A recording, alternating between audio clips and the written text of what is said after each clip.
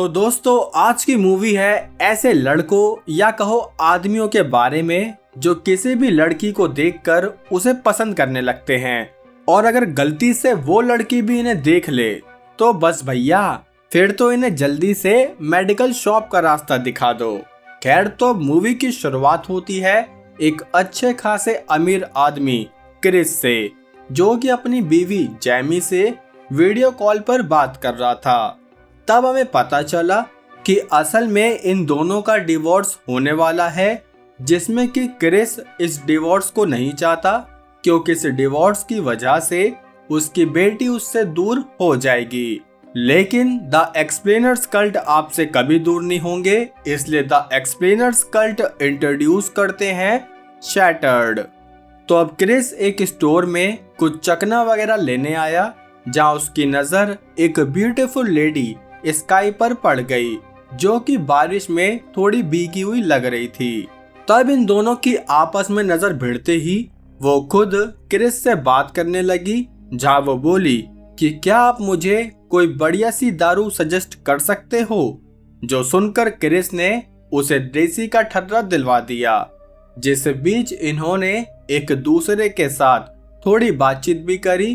तो स्टोर से बाहर आकर क्रिस को पता चला कि स्काई की उबर कैंसिल हो गई है, इसलिए उसने उसे एक फ्री राइड ऑफर कर दी, जिसके लिए स्काई ने भी मना नहीं किया। अब ये दोनों उसके अपार्टमेंट के बाहर पहुंचे तो वहां अंदर से काफी शोर आ रहा था। जो सुनकर क्रिस को थोड़ा शक हुआ तो स्काई ने उसे बता दिया कि ये मेरी फ्रेंड है, जो कि अक्सर दारू पीकर ऐसे हल्ला मचाती रहती है। तब ये सुनते ही क्रिस स्काई को अपने घर पर चलने के लिए कहने लगा कि जब तुम्हारी दोस्त शांत हो जाए तो तुम वापस आ जाना, जिस पर दोबारा से स्काई 1 सेकंड में ही मान गई।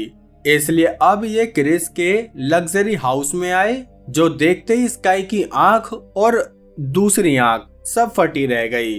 तब क्रिस ने उसे बताया कि मैंने एक ऐप डेवलप किया था, जिसको बेचकर मुझे काफी पैसे मिल गए, इसलिए अब मैं सिर्फ अपनी रिटायरमेंट एंजॉय कर रहा हूँ। जो सुनकर स्काई ने भी बता दिया कि पहले वो मॉडल हुआ करती थी, लेकिन अब शायद ओल्ड बालाजी की कोई रोल प्ले वाली सीरीज करेगी। खैर तो अब ये दोनों दारू चखने का मजा लेने लगे, जिसकी वजह से ये इतने नशे में हो गए कि इनके बीच डेटा ट्रांसफर होने लगा। अब अगली सुबह क्रिस ने उठकर देखा तो स्काई यहाँ कहीं भी नहीं थी, क्योंकि वो तो यहाँ अपने अपार्टमेंट में आ गई, जहाँ हमें पता चला कि उसकी फ्रेंड लीजा से उसका कुछ भी पंगा नहीं हुआ था। उल्टा वो तो स्काई को प्यार करती थी, और प्यार मतलब हाँ वही वाला प्यार, वहां तो अलाउड है ना। दूसरी तरफ क्रिस अपनी बेटी के साथ बिताए पलों को याद करने लगा, जिसका अकेलापन उसे घर से बाहर खींच लाया। जहाँ जब वो एक बार में पहुंचा तो पीछे से दोबारा यहाँ स्काई आ गई, जो कि इस बार में ही ड्रिंक सर्व कर रही थी। तब उसे देखते ही क्रिस उसके साथ साइड में बैठ गया, जहाँ वो बोला कि मैं तुम्हें ही याद कर रहा था। वाह भाई, रात होते ही स्काई की याद आ गई। खैर तो स्काई की शिफ्ट खत्म होते ही ये दोनों बाहर आ गए, जहाँ हमें पता ही है ये दोनों कहाँ जाएंगे। लेकिन इस बीच एक आदमी किरजू क्रिस की कार चोरी करने की कोशिश कर रहा था। जो देखकर क्रिस ने उसे रोका तो किरजू उल्टा उसकी सीधी टांग को तोड़कर यहाँ से भाग निकला, जिसकी वजह से क्रिस अपनी टांगों से ठाकुर बन गया, जहाँ स्काई उसे घर पर ले आई। तब उसने बताया कि तुम ज्यादा टेंशन मत लो, मैंने एक प्राइवेट नर्स रख ली है। जो सुनकर स्काई बोली कि प्राइवेट नर्स क्यों, मैं हूं ना तुम्हारा ध्यान रखने के लिए। जो कहते कहते ही वो क्रिस की इम्पोर्टेंट वाली टांग का ध्यान रखने लगी। अरे जिसमें फ्रैक्चर हुआ है यार, उस वाली की बात कर रहा हूँ। हाँ तो अब क्रिस ने उसे अपने घर के पासवर्ड वगैरह सब बता दिए, क्योंकि स्काई अपने अपार्टमेंट से सारा सामान यहाँ लेकर आने वाली थी, जिसके लिए जब वो अपार्टमेंट में आई तो उसे उसका सामान पैक करते हुए लीजा ने देख लिया, जो कि बिल्कुल नहीं चाहती थी कि स्काई यहाँ से जाए। इसलिए स्काई उसे काफी कैजुअल तरीके से शांत करने लगी, जिसके बाद वो क्रिस के ही पास आ गई, जहां इन्होंने रात दिन सुबह शाम खूब एंजॉय किया। दूसरी तरफ लीसा का अपार्टमेंट मालिक रोनाल्ड उससे किराया लेने पहुंचा, क्योंकि इन्होंने 4 महीने से किराया नहीं दिया था। लेकिन जब किसी ने गेट नहीं खोला तो वो खुद ही इनके घर में घुस गया, जहां उसने अंदर जाकर देखा कि लीजा ने तो अपने हाथ की नसों का पिज्जा बना लिया है, जिसकी वजह से उसने अब पुलिस को बुलाया, जिन्हें उसने बताया कि शायद स्काई के जाने की वजह से लीजा ने खुद की आलू पूड़ी बांट ली। जो सुनकर डिटेक्टिव को विश्वास नहीं हुआ, क्योंकि पुलिस रिकॉर्ड में स्काई नाम की कोई महिला थी ही नहीं। यहाँ क्रिस जैमी से वीडियो कॉल पर बात कर रहा था, जहां जैमी उसे डिवोर्स पेपर पर साइन करने के लिए कहने लगी, जिसको टालते हुए क्रिस ने बताया कि मेरा पैर टूट गया है। जो सुनकर जैमी ने सोचा कि ऐसा है तो मैं हमारी बेटी को तुमसे मिलवाने लाऊंगी, ताकि तुम्हें अच्छा फील हो सके, जिसके लिए क्रिस भी मान गया। लेकिन जब अगले दिन वो सोकर उठा तो देखा कि उसका फोन यहाँ है ही नहीं। जो देखकर वो जल्दी से अपना टैबलेट चेक करने पहुंचा तो असल में वो भी नहीं चल रहा था।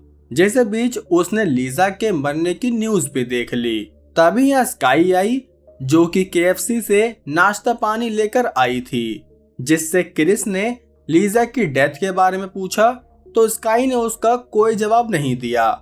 जिसके बाद क्रिस ने जब अपने फोन के बारे में पूछा तो स्काई काफी कैजुअली बिहेव करने लगी कि ये काफी मस्त नाश्ता है।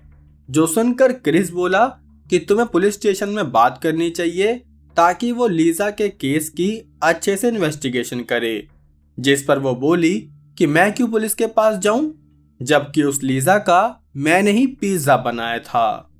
तब ये सुनते ही क्रिस की तरह यहाँ से भागना चाहता था, लेकिन स्काई ने उसके फोन से ही यहाँ के सारे एंट्रेंस को लॉक कर दिया।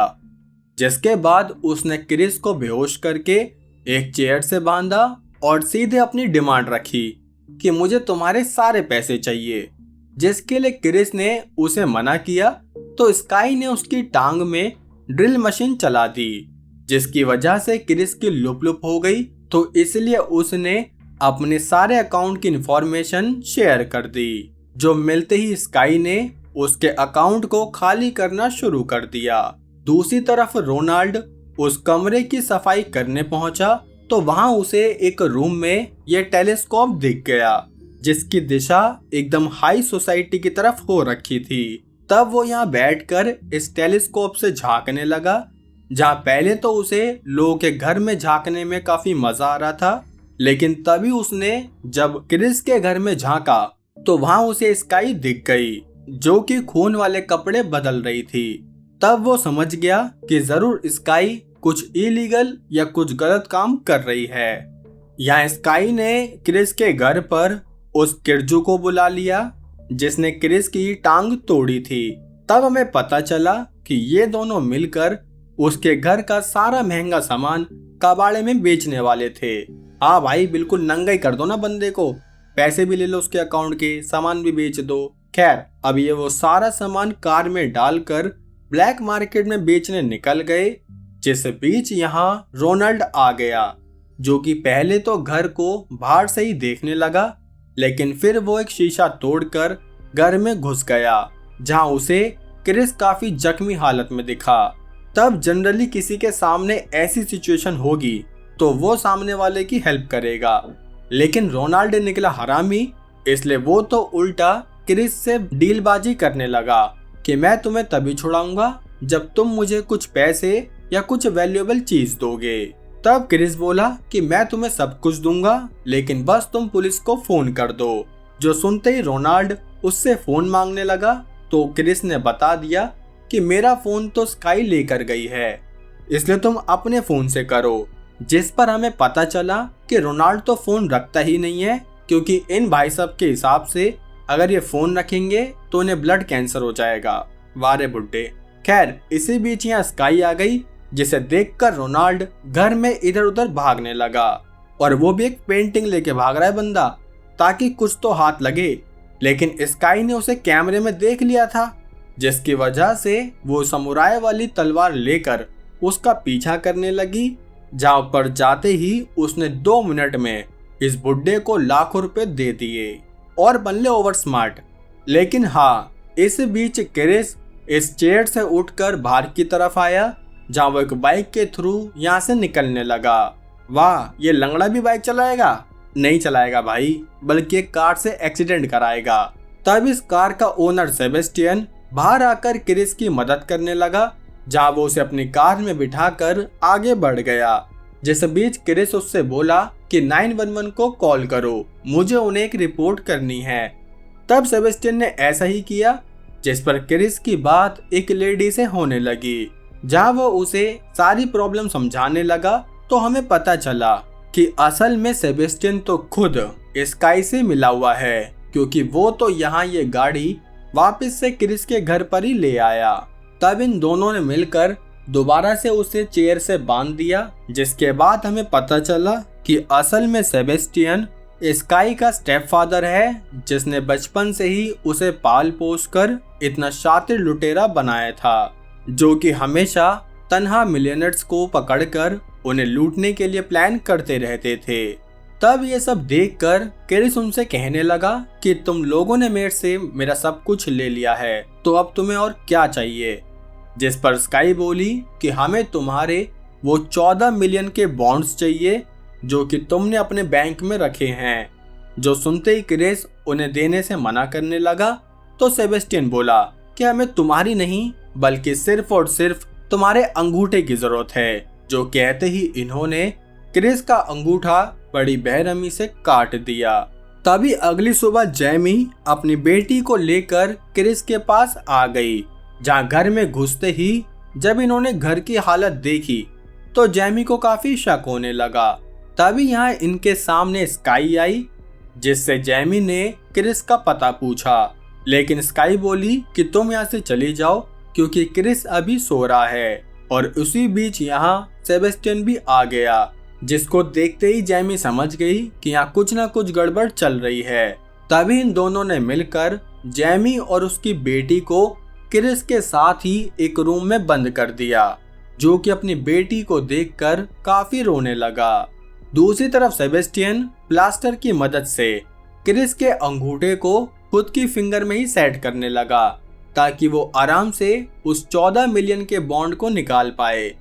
जिसके लिए स्काई और सेबेस्टियन बैंक में जाने लगे, जहां पहुंचकर इन्होंने जब उस अंगूठे को इलेक्ट्रॉनिक डिवाइस पर लगाया तो सच में वो डिवाइस अनलॉक हो गया, जिसकी मदद से ये दोनों लॉकर में घुसे।